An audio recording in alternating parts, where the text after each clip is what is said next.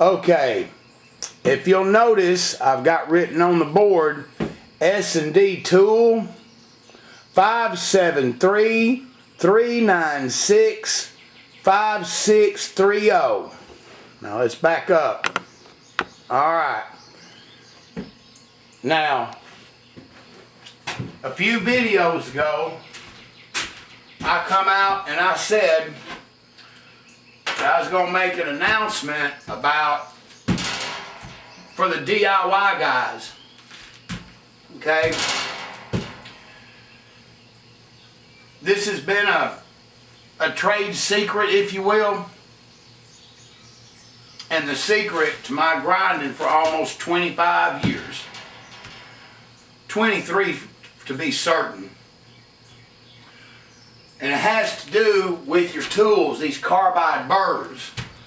Now, I've had a lot of emails and a lot of phone calls, people asking me about the burrs that they see me use.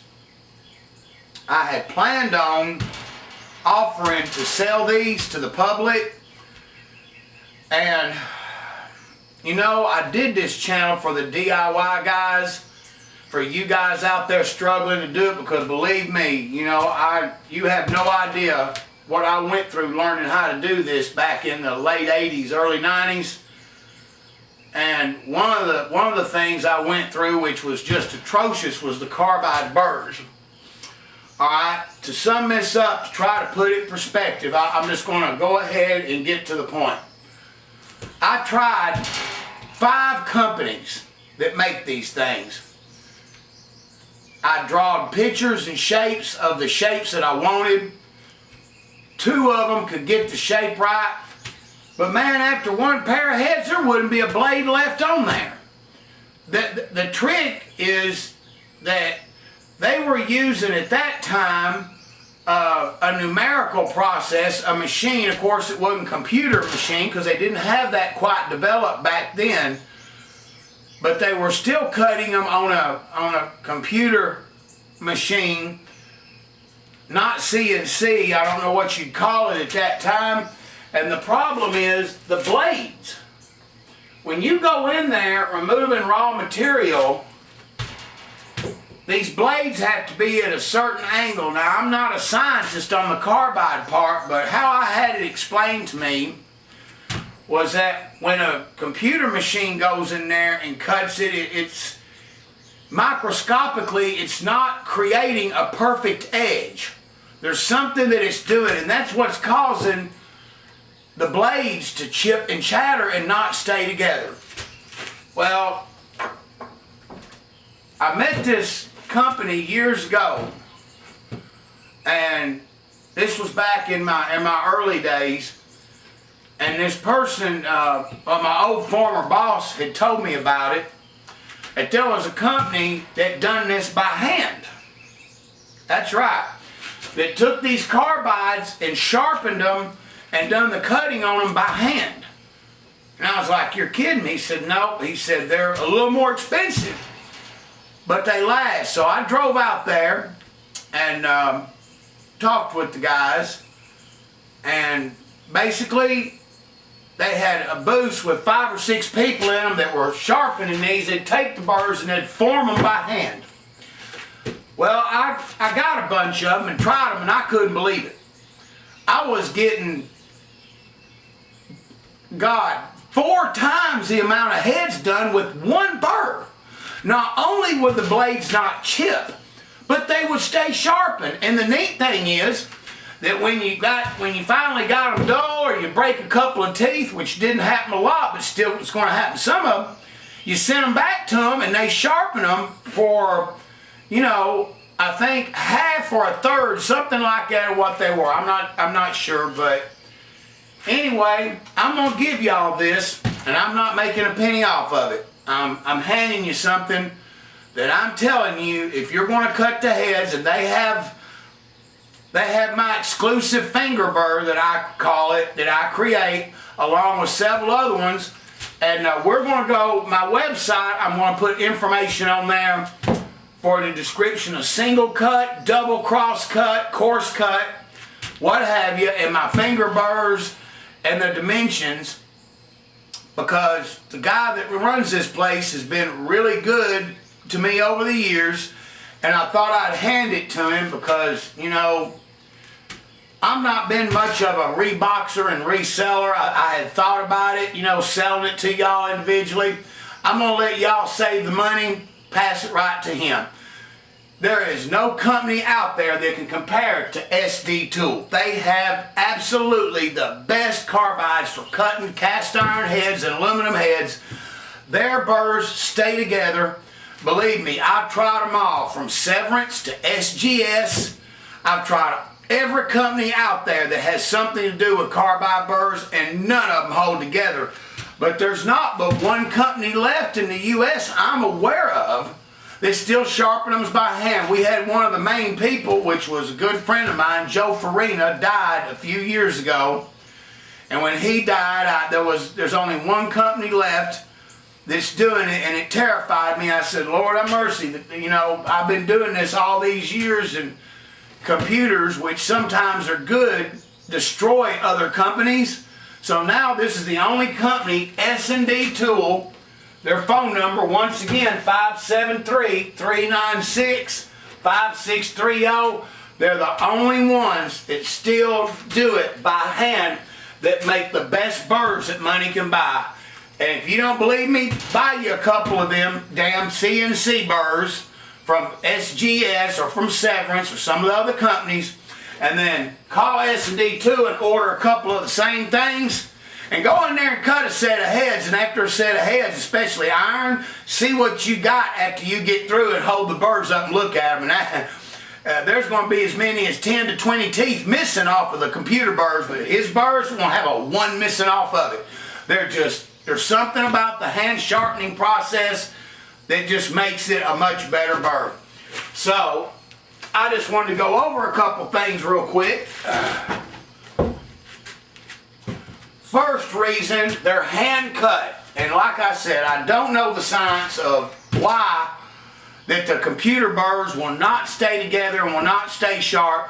Maybe it's the friction as they're cutting in the metal on the teeth. It's not leaving the edges where they're brittle.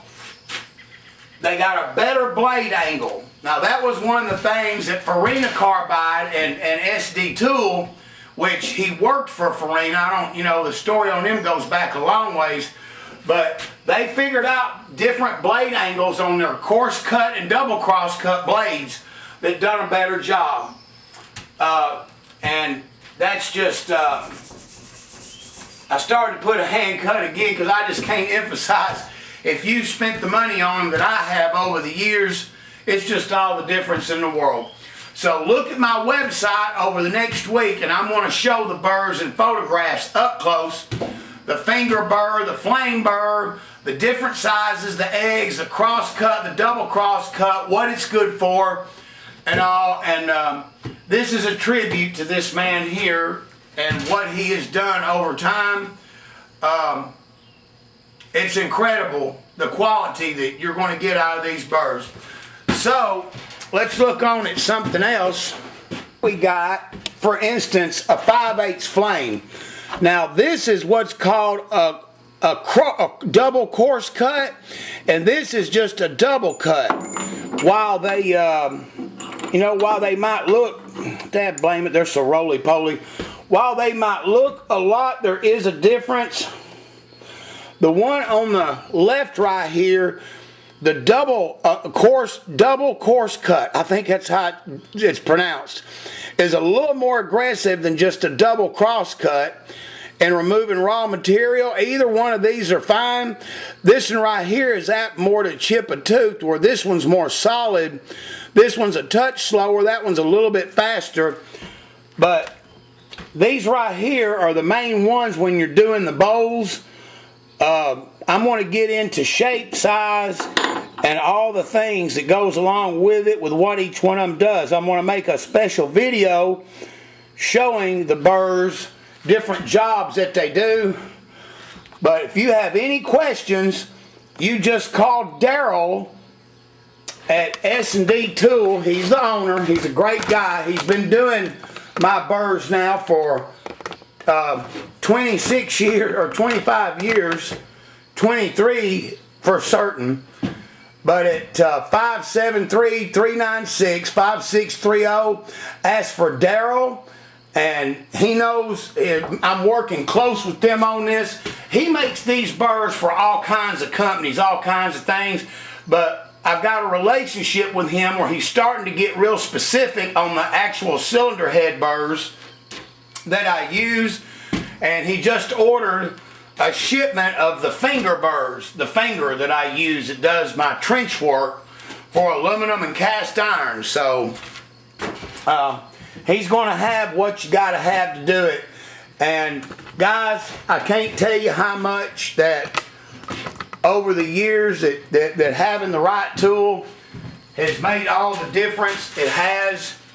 And I'm giving y'all this, not making a penny on it, because this profession's dying out.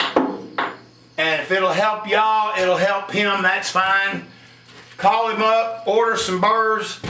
They will be, some of them burrs on the rack that I showed you, over 60% of them burrs. That's right, over half of them burrs, 60%. Let's take a look at that again. You know what, I'm gonna go one step further. 70% of the burrs on that rack are the burrs that I started porting with in 1990 and 91 when I started buying them from him. Look at that. 70% of them are the original. I used to have a second rack. There was a second rack and my house got broke into years ago, and they stole one full rack. It about killed me. It damn near put me out of business. But anyway, there you go. There's what it is, and that just shows you the quality. I can't tell you how many heads I've cut to still have almost all the original ones I started cutting with. Now, they're a lot smaller than what they started at. They've been resharpened. See, that's the other thing. They can be resharpened as many times as you want till there's nothing left but a nub. Alright, so anyway, just wanted to let y'all see one of my secrets. I told you I was going to give you one. I just gave you probably the single biggest secret, other than my grinder that I use and a couple other things, is my burrs that I've never told anybody about. I've not let nobody know where I get them, but you better believe the top cylinder head men in the world all use S&D tool. They're hand cut carbides, because the CNC cuts, they just don't compare. They're just not as good. Alright, that's all for this one on part 1 of carbides.